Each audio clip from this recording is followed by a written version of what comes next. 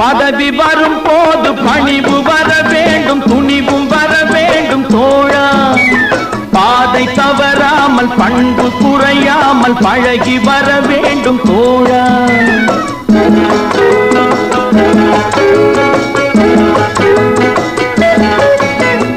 பதவி வரும் போது பணிவு வர வேண்டும், துணிவும் வர வேண்டும் தோழா.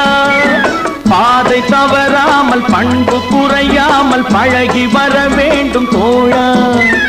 அன்பே உன் அன்னை, அறிவே உன் தந்தை, உலகே உன் கோவில், ஒன்றே உன் தேவன்.